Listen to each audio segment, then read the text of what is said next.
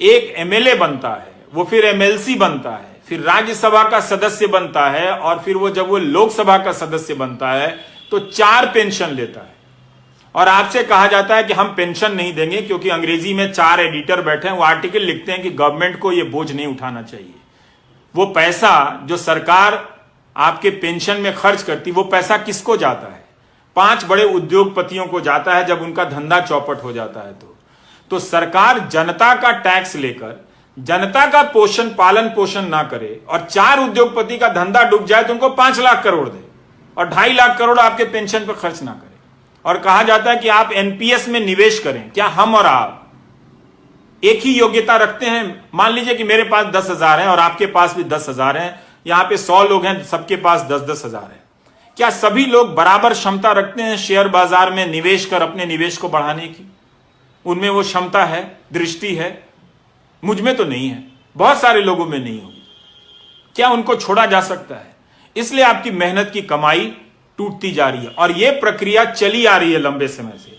इसी का नतीजा यह हुआ है कि हम आज इस मोड़ पर पहुंचे हैं कि हमारी अर्थव्यवस्था ठप हुई है, नौजवान बेरोजगार हो गया है।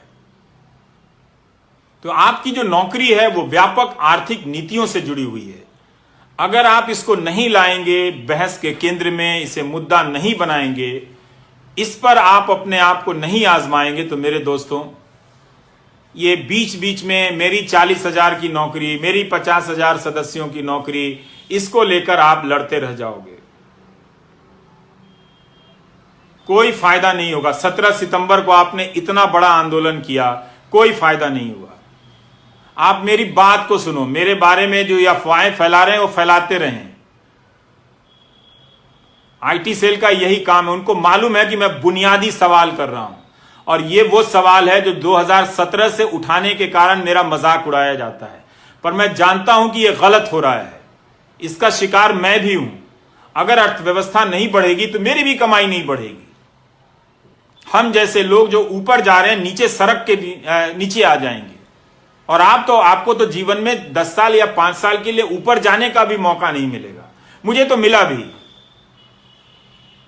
लेकिन मेरे जैसे बहुत कम लोग हैं और आप जैसे जो मुझसे ज्यादा काबिल हैं, आप लोगों को एक सिस्टम की नीतियों के तहत बर्बाद किया गया। आप समझिए इस बात को। आपको जिसका भी समर्थक रहना है बनिए, लेकिन रोजगार के सवाल पर जुनून पैदा कीजिए, धर्म के सवाल पर नहीं, जाति के सवाल पर नहीं, वरना आप बेरोजगारी के दौर से गुजरते हुए बुढ़ापे में जाएंगे और तब आपके लिए वो 1,000 रुपए सामाजिक सुरक्षा के लिए होंगे, जिसे प्रधानमंत्री ऐसे बताते हैं जैसे 1 करोड़ रुपए उनकी झोली में डाल दिया हो।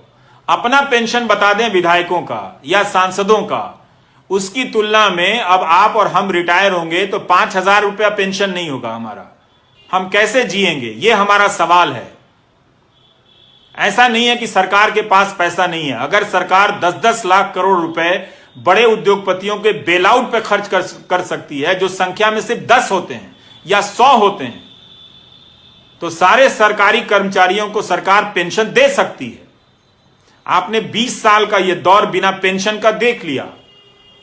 कई लोगों ने जो ग्रामीण डाक सेवा में काम करते हैं, उनके किसी एक बच्चा बाहर के देश में नौकरी करता था, उसने लिखा कि यह समस्या बहुत बड़ी है, हमारे पिताजी और उनके दोस्तों का की पेंशन नहीं आ रही है, आप उठाइए। ये 2018 की बात होगी या 19 की बात होगी। तो मैं इस विभाग को नहीं जानता था, तो उस लड़के ने कहा कि मैं न्यूजीलैंड या कहीं हूं तो मैं कमाकर अपने पिता को भेज देता हूं। पर उन्हें बहुत शर्मिंदगी होती है कि सरकारी नौकरी में 40 साल रहने के बाद भी बुनियादी जरूरतों के लिए बेटे पर निर्भर हैं। अच्छी बात है कि उनका बेटा भेज देता है, पर बहुतों के घर में ऐसी परिस्थितियां नहीं होंगी। उन्होंने बताया कि उनके पिता के कई दोस्त गरीबी में मर गए, इलाज की कमी के कारण मर गए। ये कब तक आप गोदी मीडिया का न्यूज चैनल और आईटी सेल देख देख कर ये तमाशा करेंगे? कब तक होने देंगे? इससे आपको क्या मिला? यह आपको समझने की जरूरत है। इसीलिए मुझे लगा कि मुझे नौकरी पर चर्चा करनी चाहिए। मैं क्यों पढ़ रहा हूं एक अर्थशास्त्र, ये मेरे काम का हिस्सा नहीं है। आज भी दो नेताओं ने कुछ बेहुदगी